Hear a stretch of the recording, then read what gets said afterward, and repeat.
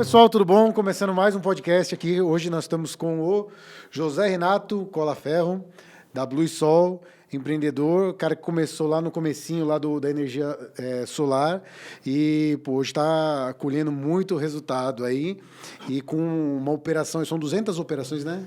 São 300 franquias. Operação é uma franquia? Caramba. Uma franquia pode-se dizer que é uma operação, sim. Legal. Bom, e a meta, eu estava vendo lá também que a meta é bater 500 unidades em 2022 ou 2023? Em 2022. Final de 2022 a gente quer estar com 500 unidades no Brasil. Boa, e hoje vocês já estão com quantas? Hoje a gente está com 300. 300. Acabamos de ultrapassar a marca de 300 franquias em 25 estados brasileiros, então faltam 2, né? O Brasil tem 27 estados. E estamos empenhados em chegar em todos os estados do Brasil. Total, né? Energia total. Tá com energia total. Exatamente. E tá eu e a Tchuri, minha esposa hoje. Bruninho mais uma vez foi pescar. Pelo visto, ele tá tirando muito ensinamento aqui do podcast, que tá ganhando muito dinheiro, não tá precisando nem ir podcast, nem trabalhar. Quinta-feira ele vai pescar lá, vai pra Bahia. Tá aproveitando um pouquinho, né? Tá certo, tem que tirar uma feirinha de vez em quando também. Eu acho que é um dos grandes ensinamentos, né? Sim, é verdade.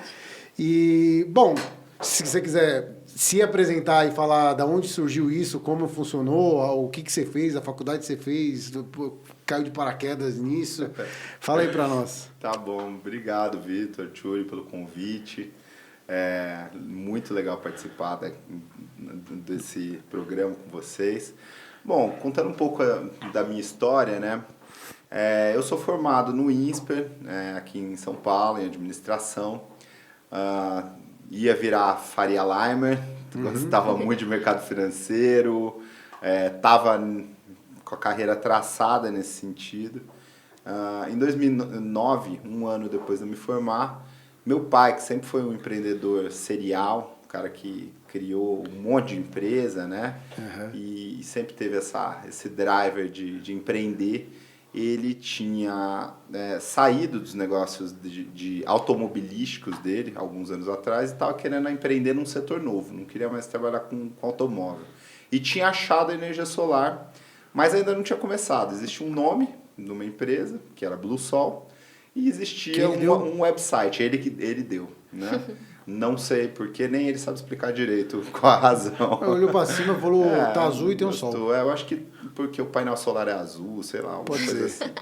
E daí ele me convidou, né? Eu estava morando em São Paulo já há 7 anos, né? Drivado aqui no mercado financeiro, trabalhando com private banking, com asset management. E ele me convidou. E eu adorei o projeto, achei uma coisa assim fantástica. Era um momento que a coisa ainda estava muito pequena, né? Energia solar fotovoltaica, ninguém mal sabia o que era. Às vezes eu demorava um tempão para explicar, e daí as pessoas falavam, poxa, mas e aí, aonde que aquece a água?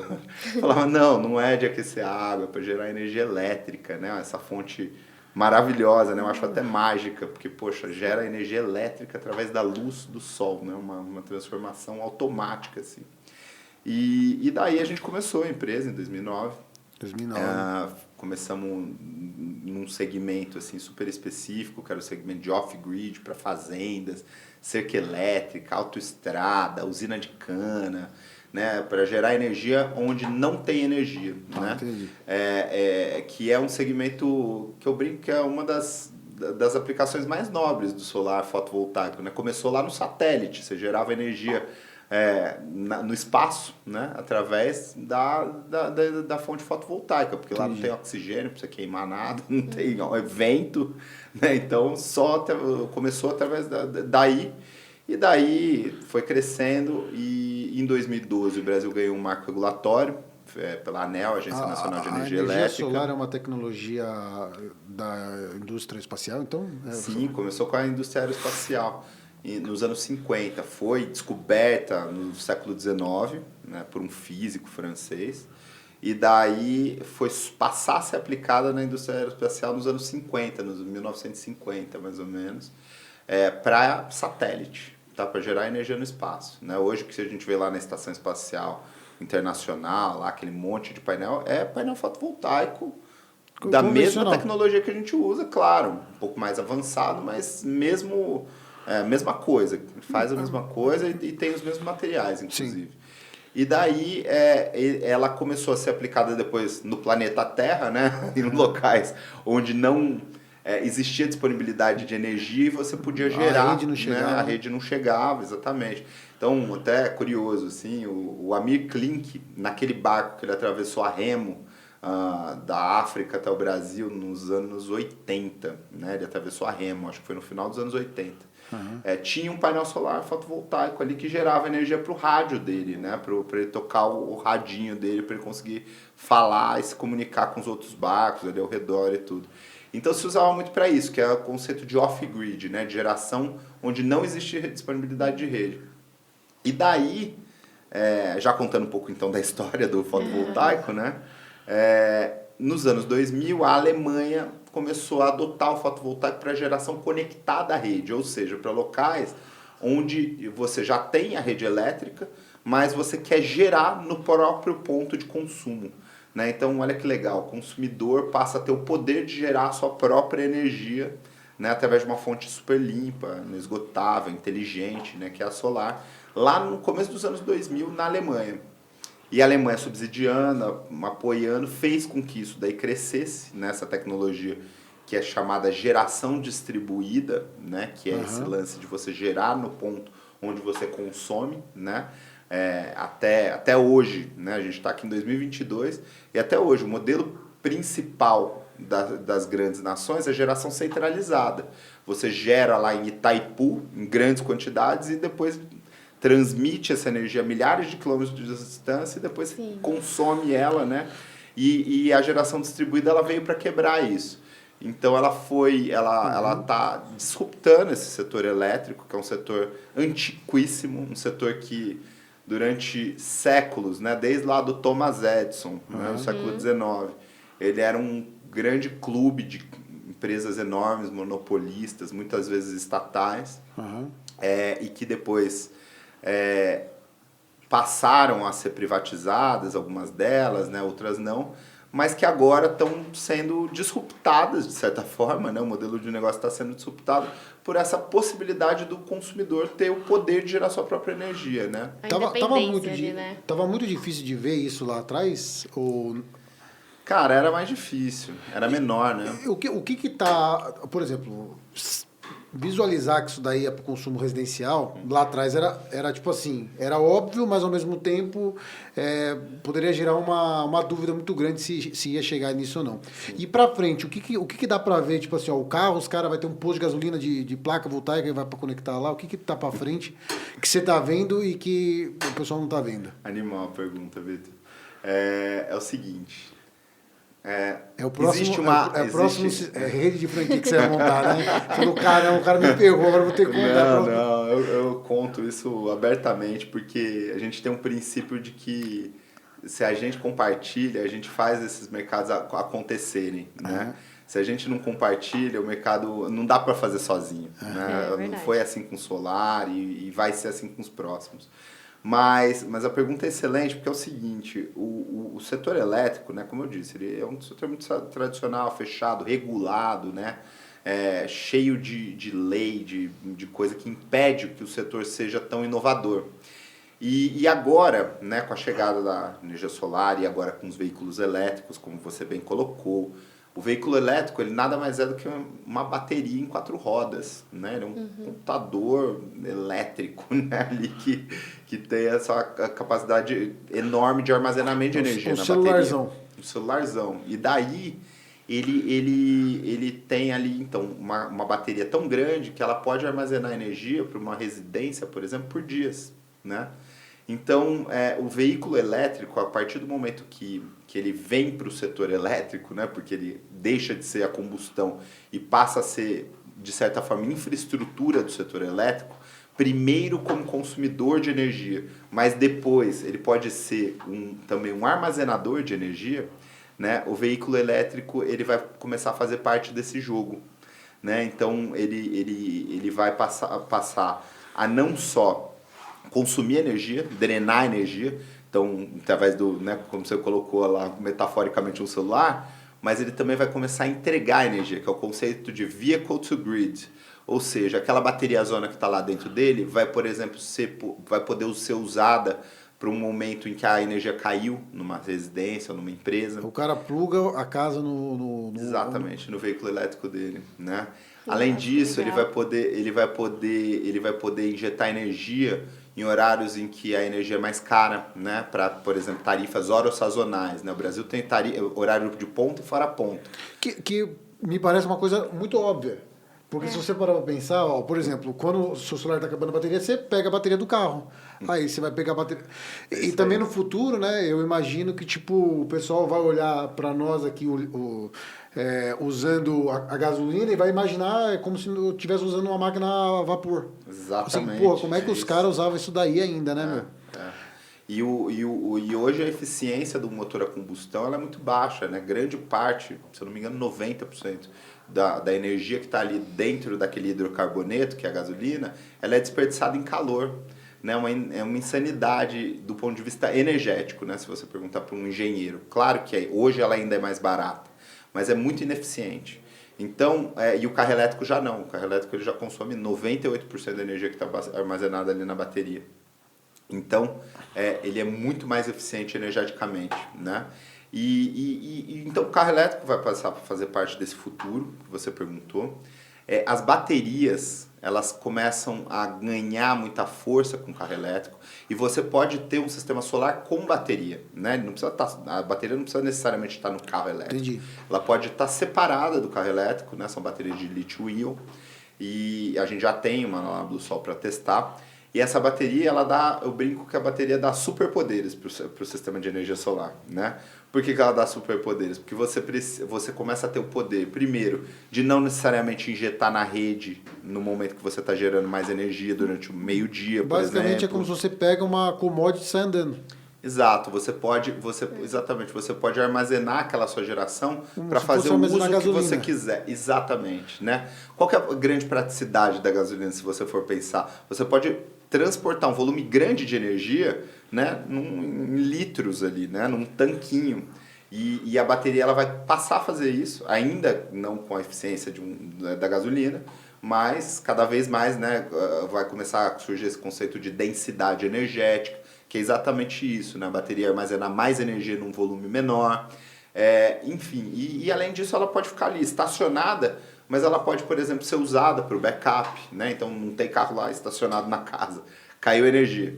Ela vai virar um backup e a bateria também vai poder ser usada para injetar energia em horários diferentes. Então, à noite, por exemplo, a energia é mais cara. Então armazena a energia durante o dia e injeta durante a noite. E vários outros usos que daí entraria num tema muito técnico, que é, né, custo de demanda e tudo isso. Mas a bateria ela vem para agregar. Mas a gasolina então vai acabar a longo prazo? Definitivamente, cara. Tem um sheik árabe, olha só, ele ainda é um sheik árabe. Eu só tô preocupado que eu tô reformando um Fusquinha lá, onde não vai ter gasolina. Vai dar tempo, pode ficar tranquilo. Tem umas décadas ainda pela frente para curtir seu Fusquinha. Boa. Mas o sheik árabe disse uma coisa interessante, né? A idade da pedra não terminou por falta de pedra. Né? Então, a idade do combustível, né, do motor a combustão, não vai terminar por falta de combustível. Né? Ela vai terminar porque tá chegando uma nova tecnologia que vai acabar com ela. Ela vai deixar de fazer sentido. Né? Essa questão. Né? Uma coisa muito interessante é a seguinte, né? Que isso se fala muito do setor automobilístico. É a espiral da morte. Quanto menos carro a combustão tiver, mais caro fica você fazer uma unidade de motor a combustão. Por quê? Porque você tem todo aquele parque instalado, aquele custo fixo. Então, conforme você vai produzindo menos motores a combustão, um motor a combustão vai ficando mais caro, porque você ainda tem que manter aquele parque gigantesco, aquela siderurgia, aquele monte de coisa. Né? E o número de peças que são usadas para fazer o motor a combustão é muito grande e tudo. Então, quanto menos market share o motor a combustão tiver, menos ele vai fazer sentido até o momento que ele deixar de fazer sentido totalmente, né? E, além disso, a gente tem né, políticas muito fortes empurrando, né, descarbonização e tudo isso, e obrigando os fabricantes a transicionarem, né? Então, além de deixar de fazer sentido, né, no aspecto tecnológico, ele deixa de fazer sentido também no aspecto político, né? Porque o mundo precisa se descarbonizar urgentemente, e daí a gente entra nessa pressão também que os fabricantes estão sofrendo, né? Não, mas então, porque tipo assim, ó, então a hora que acabar a hora que tiver, a partir do momento que uma curva da indústria automobilística chegar num pico assim de número de carro, a tendência é o motor a combustão cair fortemente para baixo, Perfeito. porque ele já tipo assim, seria num gráfico, você cairia rapidamente para baixo, porque assim, ó, ele já é ineficiente. Ele já é mais caro. Ele só perde. A hora que essa equação bater igual, ele vai igual a uma máquina, sei lá, a vapor. Exatamente, é isso. Depois que chega num pico, a transição é muito rápida. Né? O conceito, administração... Tá muito longe isso ainda? Eu acho que tá aberto. O conceito em administração de unit economics, né? Que é, cara, quanto custa para fazer um? E a partir do momento que custar para fazer um tão mais caro que não faça sentido, daí a queda é vertiginosa, né? Eu acho que tá perto. Eu acho que, cara, assim, chute, né? Ninguém sabe. Mas eu acho que é coisa de 15 anos, mais ou menos, para a gente não ver mais, assim, ou talvez ser uma coisa muito... Até os governos devem estar segurando, sei lá, né? um hobby, né? Os governos devem estar segurando, né? Sim, a gente tem que lembrar, né? Que a gente está no Brasil. Entendi. Então os monopólios, eles são muito fortes aqui. Todo mundo que tem poder aqui consegue fazer lobby para segurar inovação, né? A gente está num país em que, infelizmente, segura esse tipo de coisa, né? Existe em todos os países, mas no Brasil, infelizmente, isso é mais forte. Então, às vezes, por razões ditas nobres, né? Como, a gente tem que manter o emprego do cara que faz motor a combustão e tal.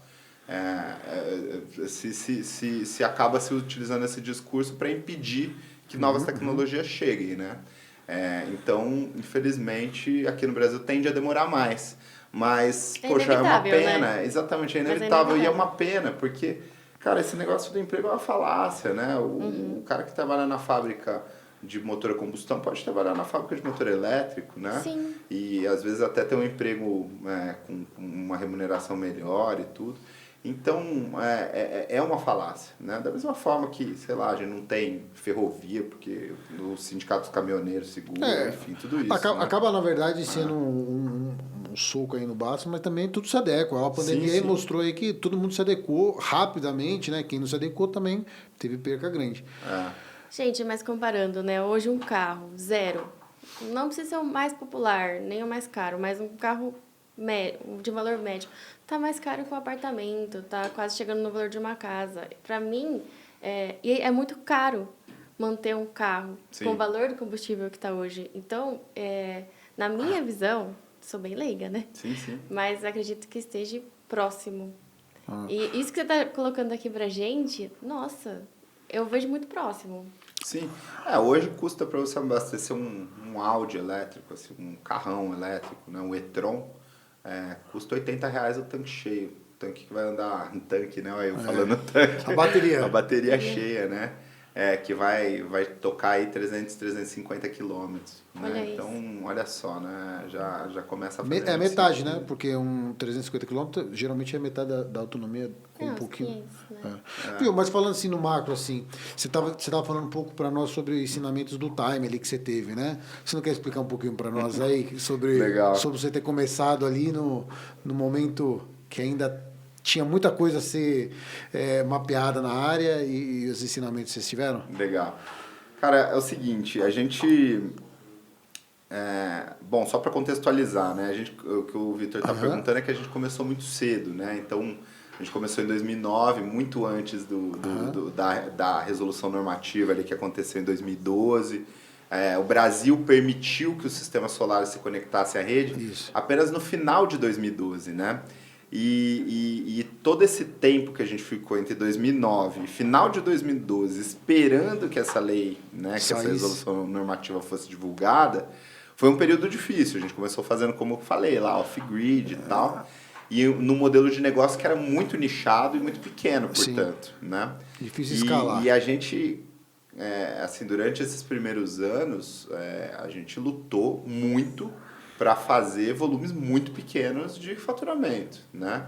Então, obviamente, a gente tinha um custo fixo muito menor, a gente tinha, uma empresa muito menor, muito mais enxuta, mas ainda assim, cara, pagamos caro, né? Pagamos caro porque foi o nosso tempo, a nossa carreira. Eu tinha saído de uma faculdade boa, meu irmão, voltou dos Estados Unidos, né? Estudou em Michigan, nos Estados Unidos, lá, né? Então, assim, o cara tava abrindo mão, né, de morar nos Estados Unidos para vir aqui abrir uma empresa de energia solar e teve que esperar todo esse tempo para a gente começar a poder colher os frutos, né, de um crescimento maior a partir do momento da regulação, que começou de verdade, cara, no meio de 2013 para frente, e foi crescer mesmo a partir de 2015. E ele, como estava lá nos Estados Unidos, já tinha alguma regulamentação nessa linha? Porque provavelmente ele deve ter pensado, não, já que já regulou, é um aninho para lá, já está tudo regulado. Lá estava começando, a Califórnia estava bombando, a gente foi bastante para lá no começo para aprender, né? Porque não tinha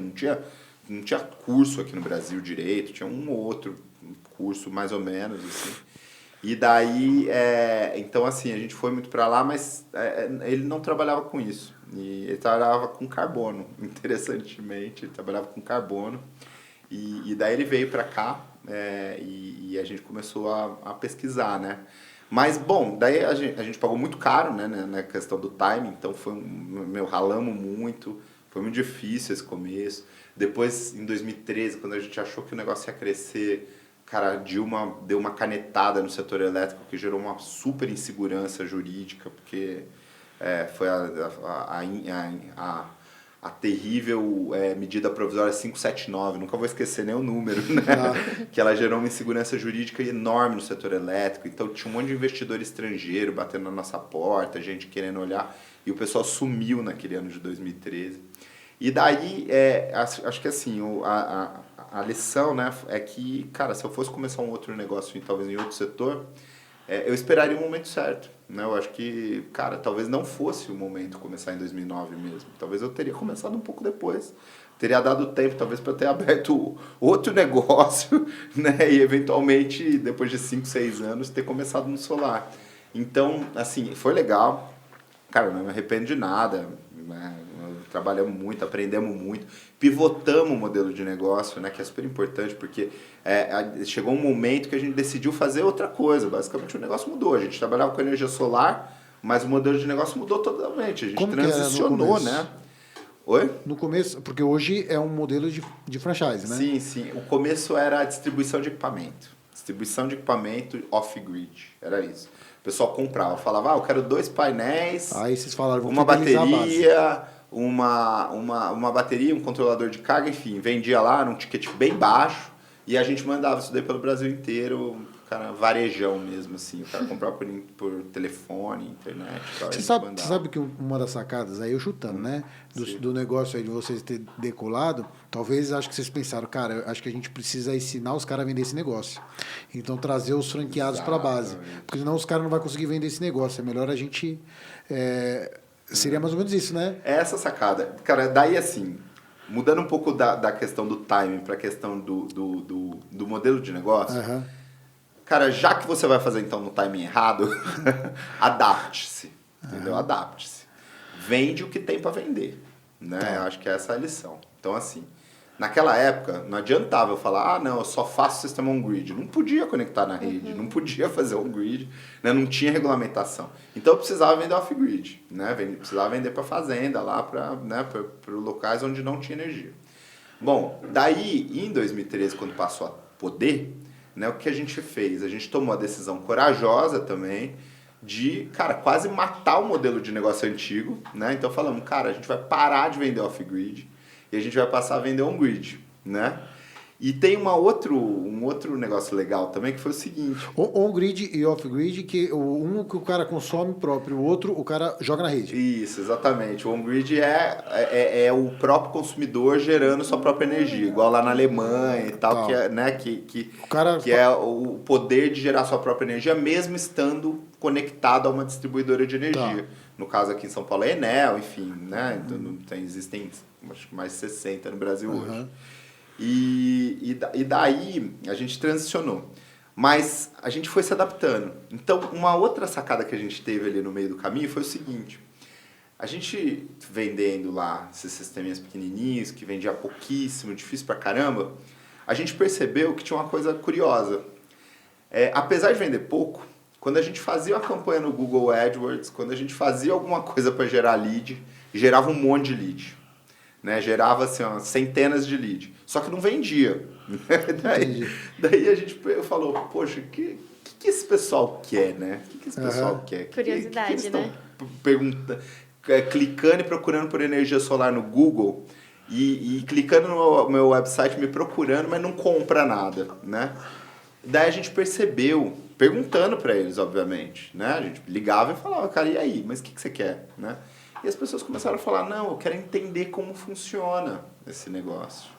Né? Por quê? Porque a energia solar é uma coisa muito sedutora, que todo mundo gosta. Sim. E daí a gente, poxa, eu quero entender como funciona, quero entender como funciona. E gera a gente muita falou, dúvida também, né? Poxa, então vamos explicar como é que funciona. Né? Vamos explicar. Como que a gente vai explicar como é que funciona? Vendendo treinamento. Né? Que legal. Então, lá em 2012, mais ou menos, a gente começou a descobrir o caminho de vender treinamento. Né? Nossa. E no começo a gente vendia só presencial, né? EAD, ensino à distância, era um negócio ainda muito pequeno e pouca gente gostava, inclusive, de fazer EAD.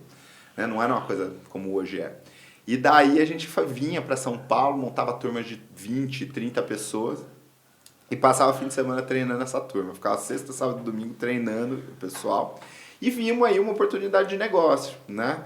Então a gente foi lá, vendia equipamento e vendia treinamento, né? E daí a gente pivotou o negócio mais uma vez e achamos um novo segmento. E treinamento ajudou a pagar as contas assim durante anos, né? A gente treinou mais de 18 mil pessoas no Brasil. Né? Mas como que era o treinamento? O treinamento era para o cara entender energia solar? Ou sobre energia solar. Mas o cara, tipo assim, com base nesse treinamento, o cara tentava gerar um pouco de energia solar? Tentava fazer uma coisa com base no treinamento, ele queria empreender em energia solar. Ah, entendi. A dor era essa, entendeu? O cara queria aprender sobre energia solar para empreender no setor de energia solar. Ele queria ganhar dinheiro com energia solar. Ô, José, posso te falar uma coisa? Eu acho que o momento nunca ia chegar. Porque vocês fizeram o momento, vocês ensinaram muitas pessoas. Sim. Tenho certeza que muitas... Vocês amadureceram o próprio mercado. Vocês amadureceram, a gente tem na Blue Soja não tem missão, visão e valores. A gente tem um manifesto. A gente inovou um pouquinho lá. E o manifesto ele tem lá algumas das coisas que a gente foi aprendendo ao longo do tempo, né? E te juro por Deus, não estou falando isso só porque você está me contando isso. Na segunda página tem uma frase que marcou tanto a gente que a gente pôs lá no manifesto, que é: a melhor forma de descobrir o futuro é criando. Né? Olha, que lindo. Então, a melhor forma de prever o futuro é criando. Né? Então, a gente, de certa forma, sim, ajudou a criar o futuro. Né? Da mesma forma como o Elon Musk, por exemplo, cara, ele ajudou a criar o futuro do carro elétrico, né? O Elon Musk a gente deve, sei lá, o carro elétrico está 10 anos na frente por causa do Elon Musk. Ele criou o futuro, né?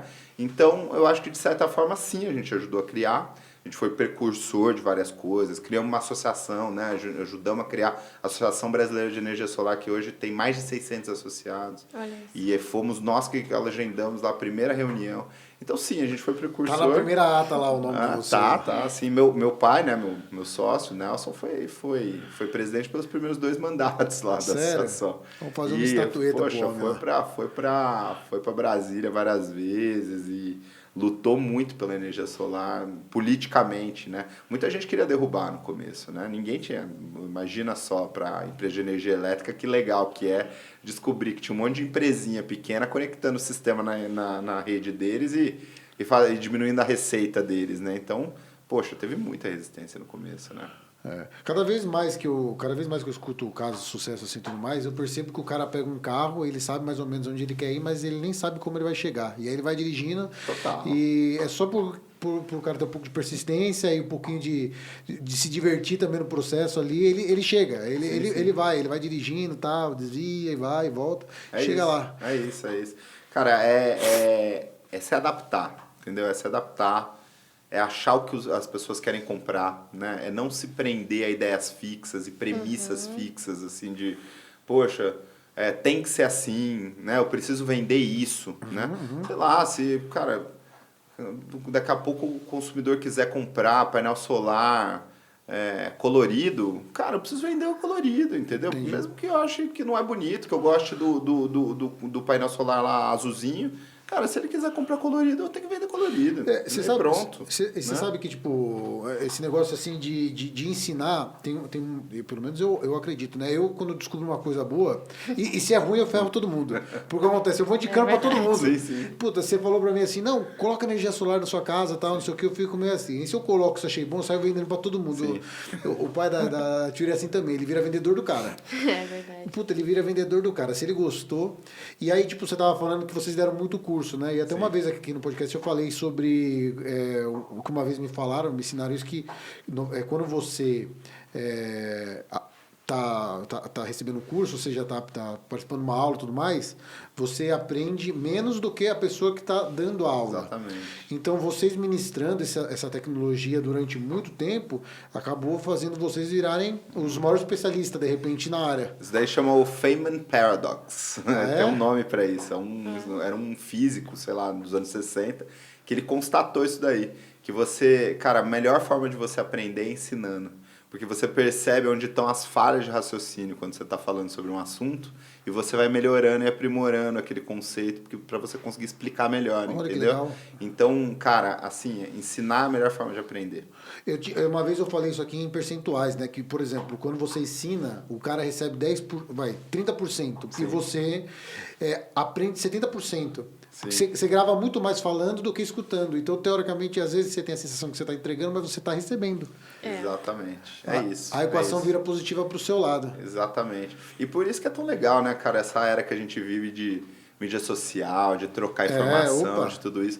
Poxa, isso é fantástico. A gente acaba tendo a oportunidade de passar tudo que a gente aprendeu e, portanto, reforçar e, portanto, aprender mais, né? E até top. tipo assim, passar um sarrafo, assim, né? Nivelar todo mundo e mostrar que todo mundo é meio que igual, né? Porque, assim, às vezes você, antigamente, com sem internet e tudo mais, aí eu olhava o cara, sei lá, se isso fosse uma geração, não tivesse rede social e tudo mais, aí olha o José e fala, não, mas esse cara aí, pô, ou o cara é um gênio, ou, pô, o cara sei lá, veio de uma família com muitos bens, ou não sei o quê, e aí, às vezes, ele olha, tudo mais, pô, o cara é um cara normal, pô. Exato. Então dá para me fazer também, né? Então, isso é muito interessante, né? Exato. Você falou para mim que tem um fundo de investimento, né? Junto com a Blue Sol. Por que vocês procuraram isso? Isso foi uma sacada, era um momento? Ou foi porque todo mundo estava querendo comprar, que falou, esses caras aí, se não comprar agora, vai ficar caro depois? Não foi, ó. Eu acho que toda empresa, inevitavelmente, ela cresce para um dia provavelmente ser vendida, né? Ou quebrar, né? ou ser herdada, né? Quem diz isso não sou eu, é o Flávio Augusto, né? Que é um monstro aí, né? Da administração. E eu acredito nisso, né? Eu acho que realmente, assim, pelo menos, não sei se necessariamente vendida, mas profissionalizada. Cara, eu não vou estar aqui para sempre, ou talvez eu não queira estar aqui para sempre, né? No sentido de empresa, né? Mas a empresa precisa estar aqui para sempre, sim, né? Eu quero que a Blue Sol dure séculos, né? Eu quero que ela pegue toda a onda do solar, que na minha opinião mal começou, né? Então, eu acho que inevitavelmente em algum momento a coisa tem que transicionar.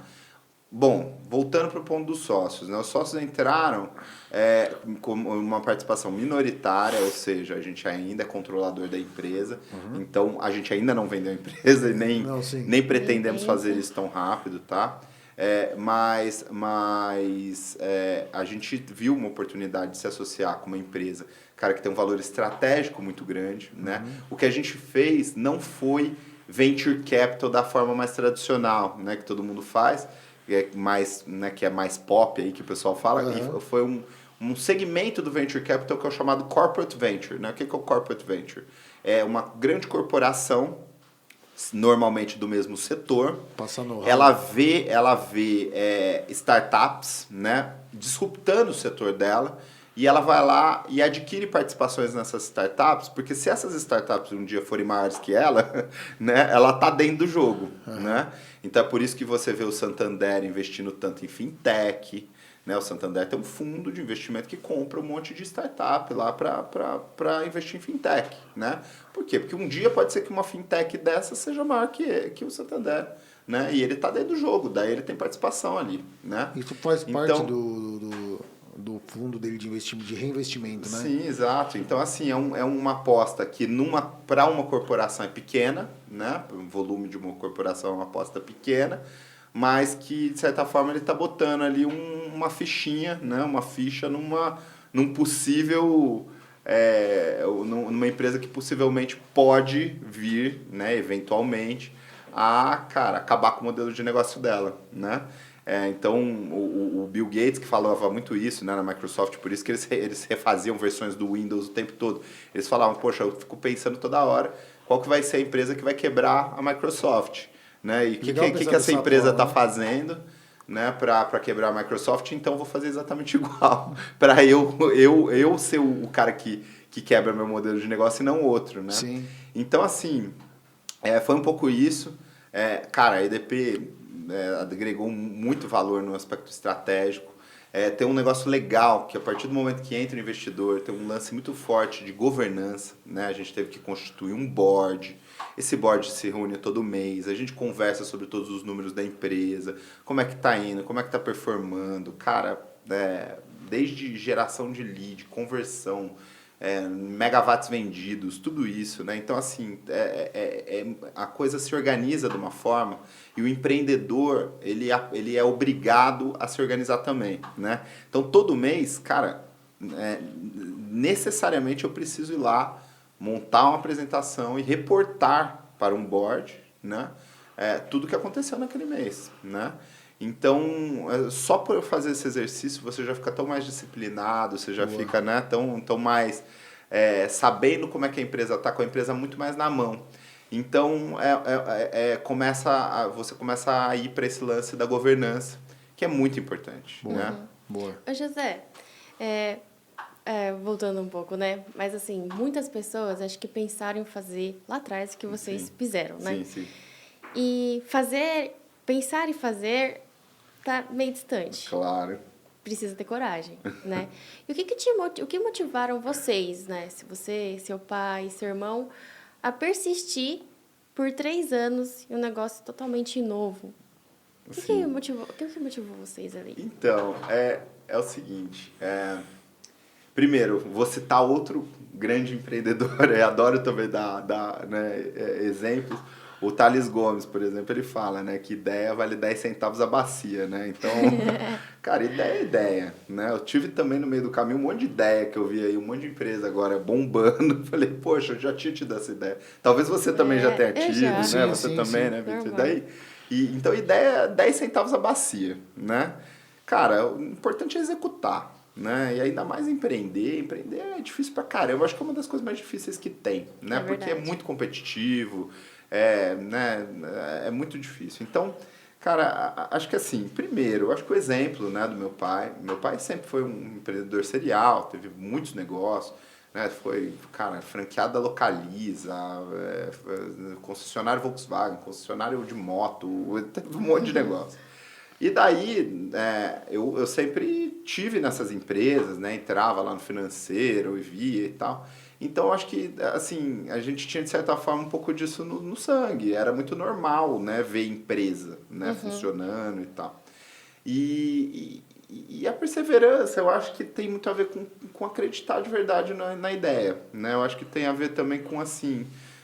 sem querer soar muito demagogo e tal, mas tem a ver com propósito, né? Eu sei que todo mundo usa isso, mas assim, Eu diria, eu Mas é usaria isso, uma outra né? palavra além de propósito, eu usaria fundamento, para ir um pouco Fundamento. mais para o mercado financeiro. Né? No mercado Ah, financeiro tem os fundos fundamentalistas. Né? O que é um fundo fundamentalista? É um fundo que investe em fundamento. Ele olha ali para a empresa e fala, poxa, o cara está no setor certo, é bem administrada, cara, tem uma estrutura de capital legal e tal, papapá. Então, cara, ela vai vencer o mercado no longo prazo. Não me importa se ela vai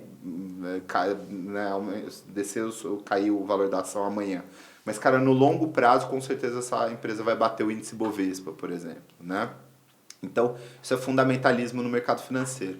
E no nosso caso, eu acho que era fundamentalismo no nosso mercado mesmo, porque eu olhava para o que estava acontecendo no resto do mundo, né? Na Alemanha, na Califórnia, solar bombando lá, e falava, meu, isso daqui inevitavelmente vai acontecer no Brasil, né? Vai acontecer. Os fundamentos eram muito fortes, assim, você via a tecnologia crescendo, se tornando mais barata todo ano, e quanto mais barata ela fica, mais acessível ela fica, né? Você via, assim, a ideia é muito óbvia, né? Dar o poder para o consumidor de gerar sua própria energia. Poxa, energia elétrica hoje, até hoje, a gente está em 2022, a gente está em São Paulo, se a gente quiser acender a luz aqui, né, desse estúdio, eu preciso pagar a conta de luz para a Enel. E eu não tenho como negociar na Enel. Né? Eu não tenho como ligar lá e falar, não vou pagar, quero mais barato. Ou não vou comprar não de existe você. um plano, por exemplo. Né? Diferente de telefonia, eu não tenho nenhum plano. Que né? também já foi dessa forma. Né? Exato. Né? Porque a telefonia ou você Sim, tinha a telefonia era monopólio também. Monopólio. Né? Então, assim, hoje é um dos poucos mercados, olha que loucura, né? Que você não tem poder de escolha nenhum. Né? Você não tem poder de escolha sobre sua tarifa, sobre nada. Você acha que, por exemplo, a pessoa que está usando hoje a energia, hoje, né? Ou melhor, no futuro, a gente vai olhar, tipo, o pessoal consumindo. Pô, vocês eram igual. Hoje a gente olha o pessoal lá atrás, só podia usar, sei lá, telefônica, né? E aí os caras vão olhar igual para nós, caramba, como é que você só podia usar concessionária? Isso vai acontecer, com certeza. Inclusive, isso é uma grande tendência do nosso setor, né? Que é a liberalização do mercado, né? Então, o mercado livre hoje no Brasil, né? Hoje você tem 17 mil de 86 milhões de consumidores, né? O Brasil tem 86 milhões de unidades consumidores, 86 milhões de pessoas, de contas de energia que acontecem todo ano, né? Todo mês, que são pagas todo mês ali, né? E desses 86 milhões, 17 mil são consumidores livres, ou seja, 17 mil podem comprar energia e escolher de quem eles compram. Né? Que são grandes empresas que consomem volumes muito grandes de energia e que são livres para tomar essa decisão. separados para elas, de repente, né? Oi? São redes. Sim, na verdade a rede é a mesma, tá? Elas usam a mesma rede, mas elas podem comprar de fornecedores diferentes, de outros geradores, Talvez seja para ter um comércio mais igualitário, porque o cara tem um... É porque é grande e porque, cara, assim, isso aconteceu em vários mercados. Mas o que vai acontecer, tá? E espera-se que isso ocorra rápido no Brasil. Mas faz bastante tempo que está se esperando que isso ocorra rápido. A gente está vendo um movimento muito grande das comercializadoras agora olhando para isso, porque tem muita gente acreditando que isso vai ocorrer. Que é a liberalização total do mercado, para que, finalmente, o consumidor de energia elétrica que não tem opção, passe a ter opção. Né? Então, isso claramente não vai começar com um pequeno consumidor, vai começar com um consumidor, começou com um grandíssimo consumidor, agora vai para um consumidor grande, depois vai para o médio, depois vai para o pequeno. Os caras falam long tail. Long tail, exato. Viu? Para mim, e acho que até o que você vai falar vai servir até para você mesmo. Sim. Mas assim, você falou que no começo, né? Pô, meu pai era um empreendedor serial. Sim. E eu percebi que um dos melhores os melhores resultados dele foi nos filhos. Porque eu percebi que, querendo ou não, ele trouxe vocês para a base, só que já com know-how. E eu sou pai, né? Você me mostrou a fotinha da sua filha também. Sim. Linda. E tipo assim, investir assim nos filhos, pro pai que tá escutando, ou pro cara que tá escutando que tá com a filhinha lá igual nós aqui agora. E, tipo, investir nisso, pensando no cara... Porque não tem problema o cara trabalhar numa empresa também, não é isso. Ou também é super legal o cara participar, empreendendo, tomando decisões dentro da empresa. E como que você vê isso? Porque, do meu ponto de vista, um dos maiores investimentos que seu pai fez e colheu o resultado foi em vocês, né? Sim.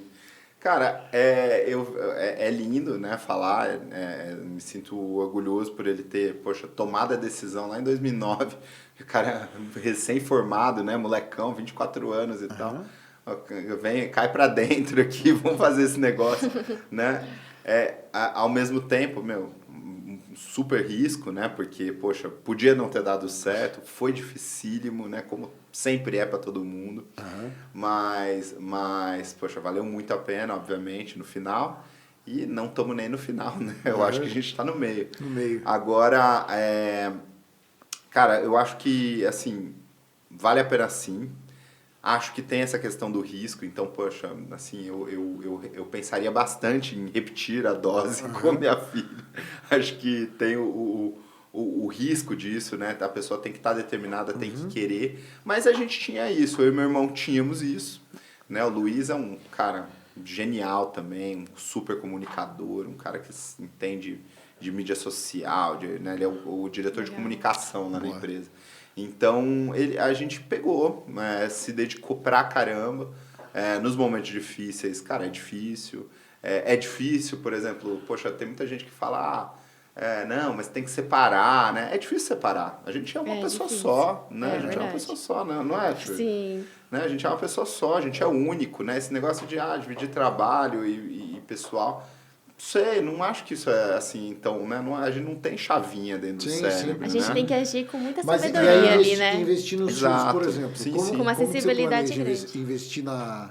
Eu acho que se a Maria Luísa fizer administração, assim, e quiser fazer... poxa, seria fantástico, né? A gente tava brincando esses dias. No Dia das Crianças, no ano passado, a Bluesol fez assim, uma ação de endomarketing, fez uns crachazinhos para os filhos, né? Com a carinha dos Esse filhos. negócio de endomarketing é muito alto também, né? Não, super. E, poxa, deu certo pra caramba. Achei animal, né? Eu falei, o RH que fez, e falei, puta, que genial. Fazer um crachazinho com a carinha da Maria Luísa, né? Nossa. E daí, sensacional. ela adora o crachá, pra brincar, assim, ela fica andando com o crachá. Fala, Maria Luísa, sem pressão nenhuma, né? Mas se você quiser, tá ótimo, assume né? daí, né? Quanto antes, inclusive, pra poder dar uma descansada, né? Viu, o cara que comprou a energia solar, comprou as placas lá, comprou o projeto, né?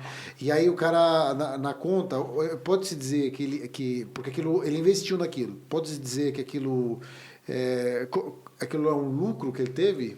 É um lucro do investimento dele já? Pode-se dizer, na verdade, assim, na economia, deixar de gastar é a mesma coisa que ganhar. Tá? Porque é mais ou menos isso. É economia ou é um lucro? Eu é uma economia, né? Você economizou, na verdade. Tá? Então, basicamente, você fez um investimento, você imobilizou um capital ali, né? Não necessariamente você pagou à vista, você pode ter financiado aquele sistema solar, Sim. né? Mas o fato é que você imobilizou um capital ali, né? Alguém pagou por isso, foi o banco. Se você financiou, o banco pagou a empresa, né? Como a Bluesol, para construir o seu sistema, né? Então tem um capital imobilizado ali, e aquele capital imobilizado ele gera energia e ele economiza na sua conta de luz, né? Então é deixar de gastar. Mas quando você deixa de gastar, você está gerando uma coisa que chama efeito renda, né? Que é o seguinte: agora eu tenho o meu bolso livre para gastar em outras coisas. Né? Se eu estou pagando financiamento, beleza. Então, não tenho meu bolso livre ainda, porque eu ainda estou pagando financiamento. Mas a partir do momento que eu terminei de pagar o financiamento, então eu tenho renda liberada para investir em outras coisas que eu quiser. Então, por exemplo, fui lá, comprei um sistema solar de R$30 mil. Esse sistema lá me gera, não sei, R$600 de economia por mês, né? E daí, esses R$600, vamos dizer que eu paguei à vista o sistema, tá? Só para efeito de exemplo. Esses R$500 que eu estou deixando de gastar, né? R$600 que eu estou deixando de gastar na minha conta de luz, poxa, eu posso agora, sei lá, comprar roupa para Maria Luísa, eu posso parcelar em 12 uma televisão de 90 polegadas, sei lá, e movimentar o setor de televisivo, né? Então, assim...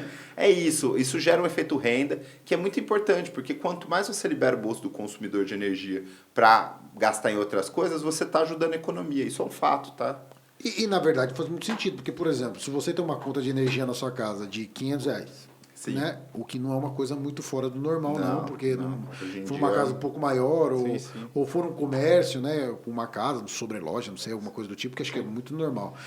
O cara vai tomar conta dessa, e muitas vezes o cara investe em várias coisas que não vai ter um rendimento. O cara vai, sei lá, comprar uma casa de aluguel, apartamento, para alugar, tudo mais. O cara vai gastar 100, 150 mil para alugar, às vezes no mesmo preço do que ele vai pagar a conta de luz dele. Exatamente, é isso. José, uma pergunta aqui. Agora para o José Renato, não pela Blue Sol. O que é sucesso para você? Você já atingiu? O que é? Olha, Eu pergunto isso porque eu acho que muitas pessoas que ouvem a gente é empresários sim. ou querem um dia ser. E essa palavra sucesso que muitas pessoas buscam, para mim é relativo, Sim. né? Então, eu queria saber de você, o que é? O que você considera, né? Ô, Tchuri, eu acho essa pergunta excelente. Eu acho o seguinte, ó. Primeiro, eu vou começar por um ponto assim. Vou começar abrindo primeiro um parênteses que eu acho importante ser dito. A gente está vivendo num momento de muita ansiedade, né? Cara, a gente entra no Instagram e o Instagram é aquele moedor de sonhos, né? A gente olha e se sente infeliz porque, poxa, parece que todo mundo é mais bem sucedido que a gente e tal. E daí, então assim, isso acontece com o empreendedor também, né?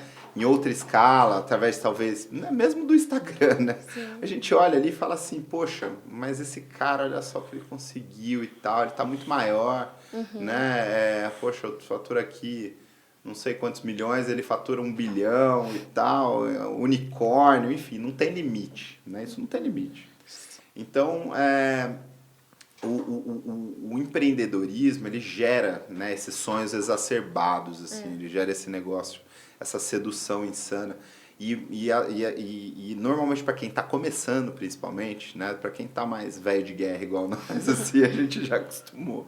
Mas quem tá, a gente já consegue ter um olhar mais crítico, né, essa é a questão, né? Sim.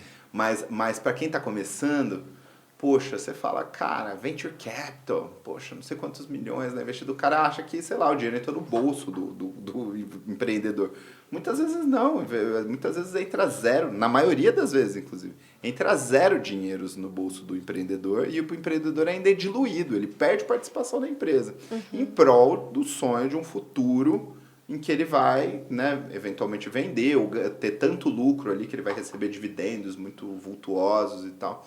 Então, assim, 99%, né, do que acontece hoje no empreendedorismo, no venture capital, cara, ainda são pessoas que estão na luta, né? Estão né? E claro que tem 1% daquele cara bem-sucedido financeiramente cara, que de fato ganhou, assim, absurdo de dinheiro, né?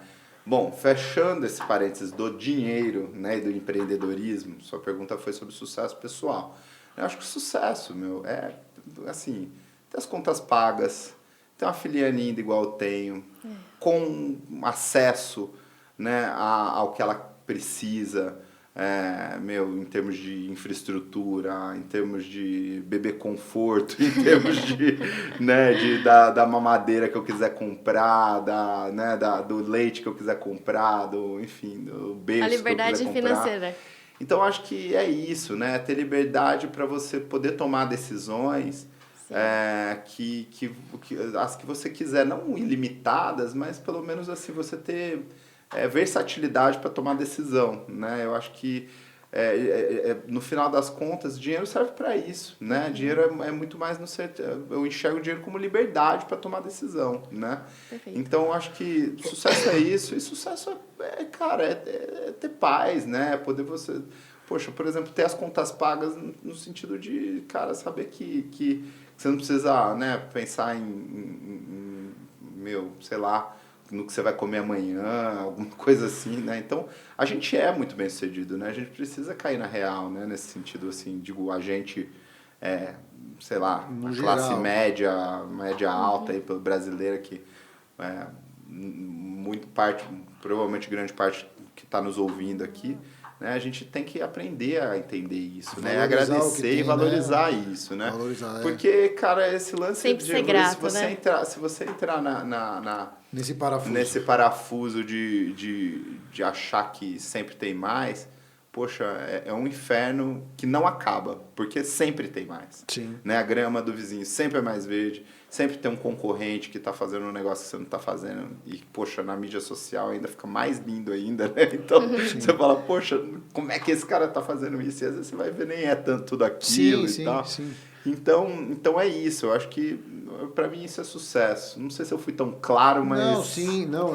Talvez o sucesso tá na nossa jornada, né? Sim. Porque quando a gente coloca algo como meta para ser alcançado, a hora que chega, você já coloca outra meta. Então, acho que toda essa jornada e adquirir conhecimento, compartilhar o conhecimento, atingir as pessoas, eu acho que isso, para mim, é algo que me motiva, assim, sabe? Exato.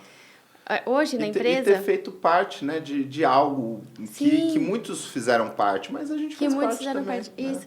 E você falou do manifesto, né? Eu achei lindo o manifesto de vocês, achei incrível. E hoje, a empresa da minha família, a gente está buscando estruturar melhor e ser um realizador de sonhos, de possíveis financeiros, sabe? É uma aula aqui. Realizações de possíveis funcionários lá dentro. Por quê? Assim, várias vezes já conversei com algumas pessoas que trabalham com a gente que eu me emocionei. Legal. Sabe? Um sonho que a pessoa tem e que eu quero poder participar dessa realização. Isso me motiva. Sim. Isso me enriquece. Eu acho que não só eu, mas como todo empresário, né? Sim. Eu acho, por exemplo, cara, nos Estados Unidos se fala muito sobre filantropia, né? Cara, tem filantropia maior do que gerar emprego num país como o Brasil, que precisa tanto de geração de emprego, né? Então, poxa, isso é impacto, meu. Isso é impacto. Você tá, além de estar impactando as pessoas que trabalham na sua empresa, você está impactando famílias, né? Exatamente. Você está dando carreiras para as pessoas poderem seguir em frente, né? Independente se elas vão seguir na sua empresa ou não, mas, meu, você está dando uma perspectiva de futuro, né?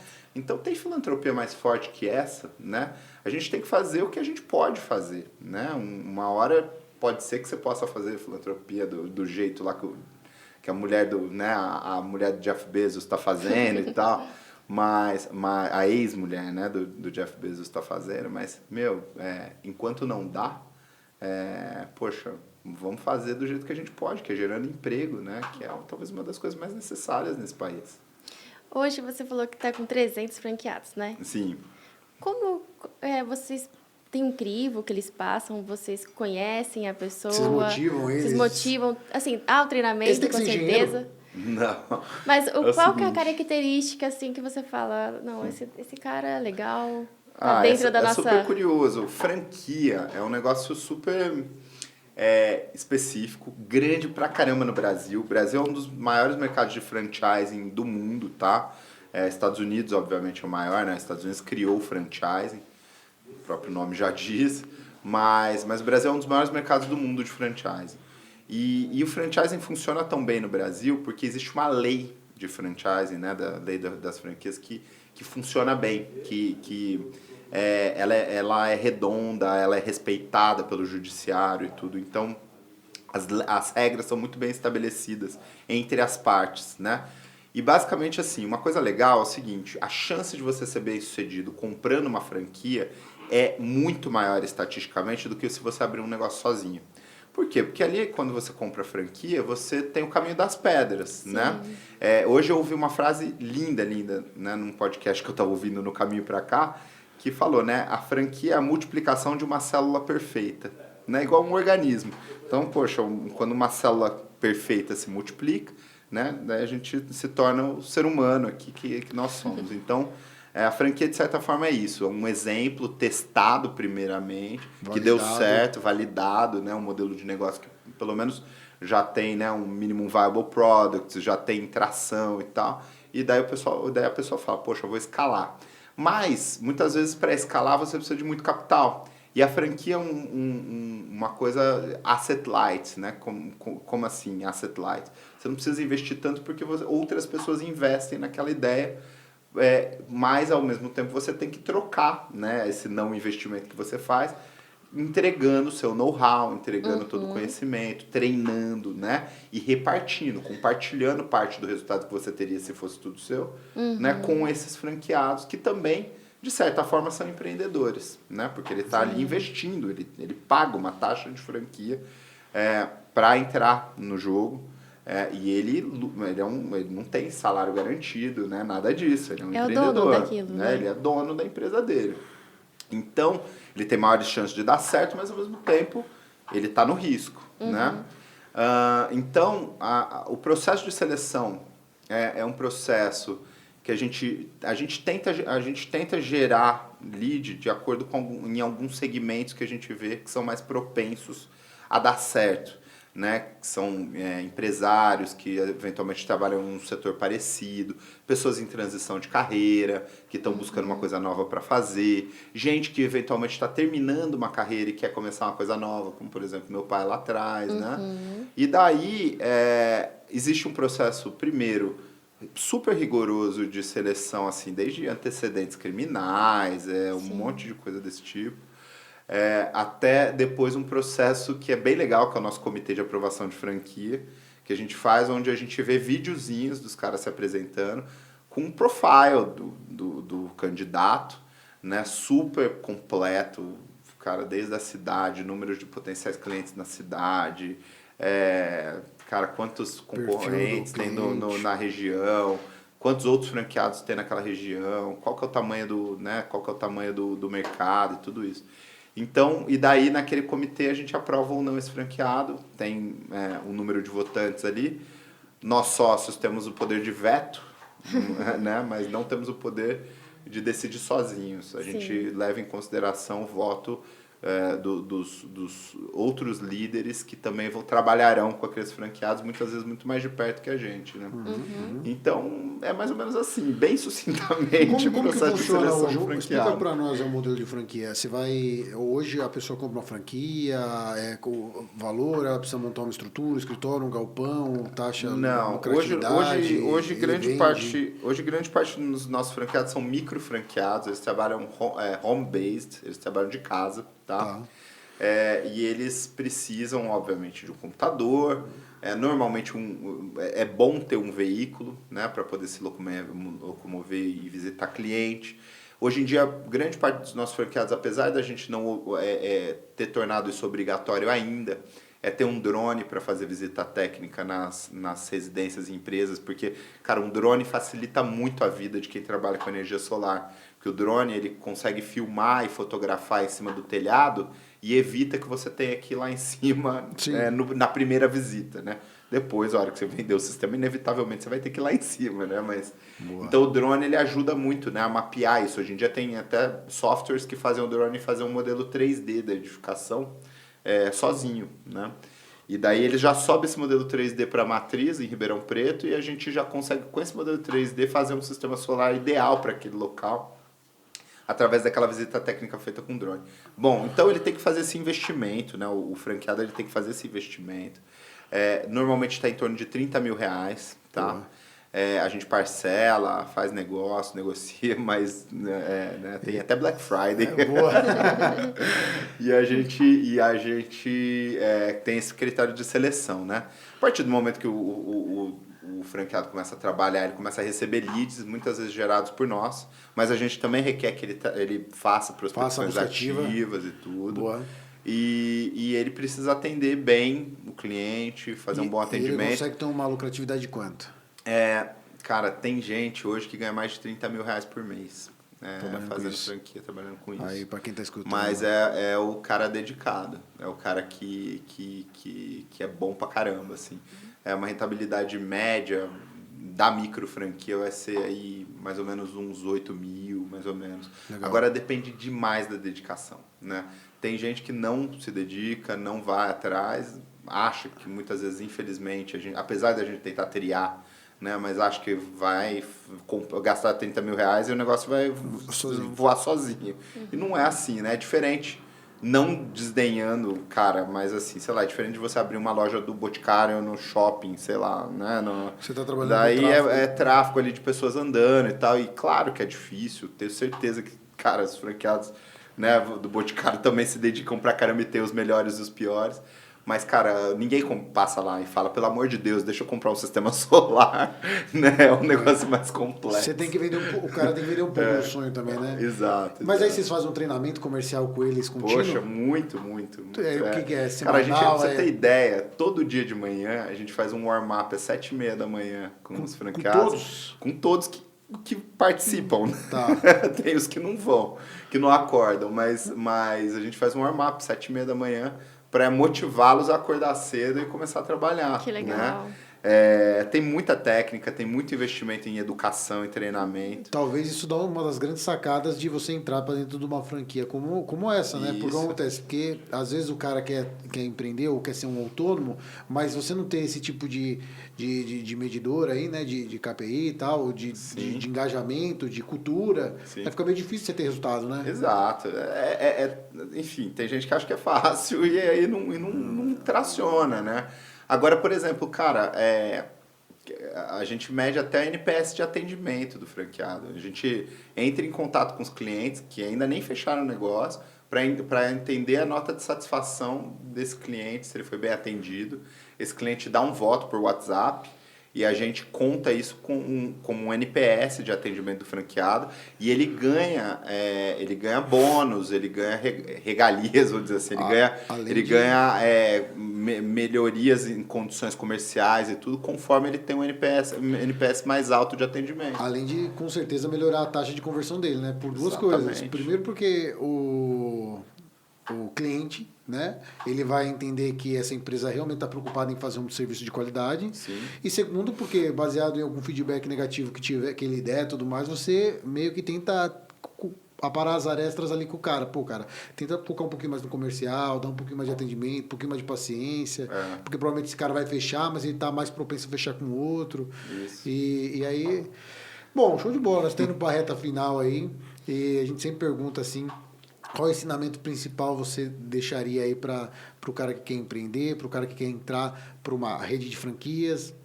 E é um ensinamento... Vai, Pilar. Cara, tem uma frase que me marcou muito. Eu assisti no Day One do fundador da Embraer. E, nossa, me fugiu o nome dele agora, mas assim, ele é um senhorzinho, né? E ele... Eu lembro que uma vez eu vi essa frase assim em 2011, sei lá, e me marcou muito, que ele falava que aqueles que jamais pararam chegaram tão longe que jamais poderão ser alcançados. E essa frase me marcou muito. Falei, poxa, aqueles que jamais pararam chegaram tão longe que jamais poderão ser alcançados, né? E aí tá o lance da persistência, né? Eu acho que, cara, quem empreende... e quem quer fazer alguma coisa dar certo, né, alguma coisa difícil que vale realmente a pena, precisa persistir, né, e muito. Como eu disse aqui no meio, é uma das coisas mais difíceis que tem, né, empreender. Por quê? Porque se trata de sobrevivência, né, talvez seja a coisa mais próxima da lei da selva que a gente tem e tudo, né, numa forma metafórica, porque tá todo mundo ali, cara, lutando para sobreviver, para fazer o seu melhor. Então, cara, e ainda num mundo tão dinâmico como que é hoje, com tanta transformação, né, se torna mais difícil ainda. Então, eu acho que é persistir, não seja teimoso, né, aquilo lá que a gente também falou no meio desse caminho aqui. Poxa, cara, vende o que o seu consumidor quer comprar. Né? Não vende o que você pensa que o seu consumidor quer comprar, né? Isso tem uma diferença muito grande aí, né? Entenda o que as pessoas querem e venda isso, né? Não o que você acha que as pessoas querem, né? Encontre esse algo e eu acho que seria essa lição assim de empreendedorismo que eu poderia dar. Show. Maior, tá? Que pelo menos me ocorre agora. Não, show de bola. Renato, e o que você diria pro José Renato de 10 anos atrás? 20 anos atrás, que seja. Assim, qual o ensinamento? Poxa, é difícil demais. Eu era uma pessoa tão diferente, né? A gente muda para muito melhor. Eu acho que assim, conforme a gente... Eu adoro ter 36 anos, eu tenho 36 anos hoje. Eu adoro ter 36 anos. Assim, eu acho... Poxa, cara, eu era tão moleque quando eu tinha 30, né? Não vou nem exagerar, melhorei muito e, poxa, provavelmente vou melhorar quando eu tiver 42, né? Então, eu gosto de amadurecer, eu gosto de crescer. Eu acho que eu cometia muitos erros, eu era muito imaturo, eu era insatisfeito, por exemplo, como você me perguntou sobre sucesso, né, sobre o caminho, eu era muito mais insatisfeito, né? Eu caía muito mais nesses contos aí assim, poxa, olha lá, aquele cara é muito melhor e tal, e ficava muito resignado por isso, né? E hoje em dia eu fico menos, né? Não estou dizendo que também não fico e nem que eu sou perfeito, mas assim, essas coisas me batem menos, né? Então, eu acho que é isso, é gostar de ter a maturidade que você senso tem. de evolução, né? Isso. Saber que você está evoluindo, né? E saber que você está dando um passo e você está subindo a escada lá. E isso talvez tenha muito ligado à pergunta que você fez de sucesso, né? Que a pessoa, ela consegue atingir sucesso uma vez que ela entende o valor da caminhada. E aí ela continua caminhando de uma forma até mais tranquila, né? Exatamente. Tem uma frase que eu acho muito linda, só sei em inglês, mas eu vou falar em inglês, que eu acho linda, linda, linda. Que é: I did then what I knew then. When I knew better, I did better. Né? Cara, eu fiz o meu melhor que eu podia com o que eu sabia naquele momento. Né? E depois, quando eu soube melhor, eu fiz melhor. Né? Então, boa. É isso, cara. Quando você faz as pazes com isso... Traduzindo para o português, nós vai patentear para você. Tá bom, mas é uma super escritora aí que fala essa frase que eu achei a coisa mais linda. Não, show de bola. Perfeito. Bom, esse foi um bate-papo com o José. Foi bom demais, cara. Aprendemos demais. Queria agradecer a presença sua aqui. Espero que a gente possa ter outras oportunidades, com certeza. Vai ser um prazer. E aí, quando chegar aqui, a meta já dobrou, né? De 500 já passou para 1.000, 2.000 unidades.